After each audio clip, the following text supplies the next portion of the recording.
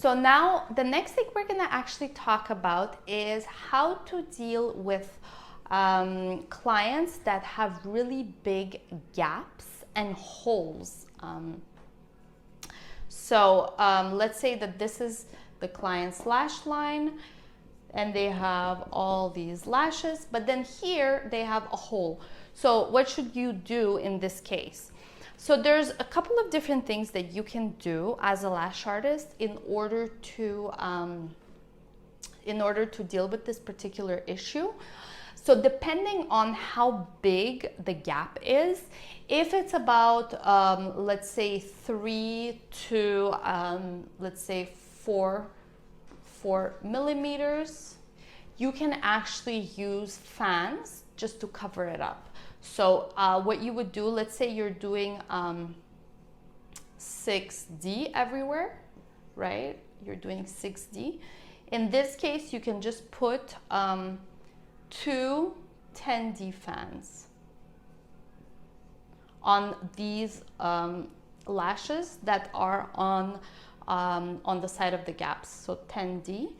And what you're gonna do, so what that is actually going to do is it's gonna cover up the hole, it's gonna cover up the gap, and it's going to make it seem as if the gap is not really existent.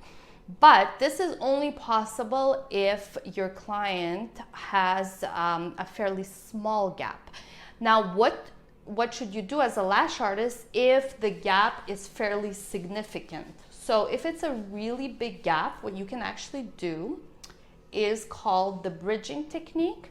And I'm sure that you guys have heard about the bridging technique, or if you haven't already, it's a really cool technique.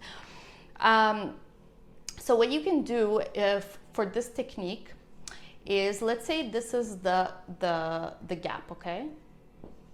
So it's a fairly large gap. It's more than, let's say, 4 or 5 millimeters. And so putting fans, larger fans, like let's say mega volume fans, will actually not cover up the gap entirely.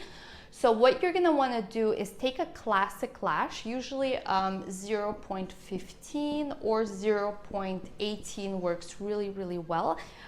Preferably 0.18 because you want it to be fairly thick in diameter so that the fan will hold on to it, and you're gonna glue it like this. So the contact point is going to be right there.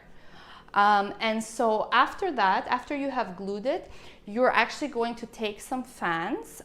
So let's say we're still doing 6D here, we're doing 6D here, so 6D, 6D, and you're just gonna cover this entire gap with 6D fans as well.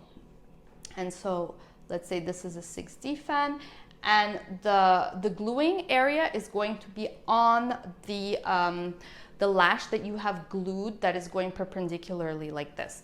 So you're gonna glue the 6D fans like this, and there you go. So that's what it's actually going to look like.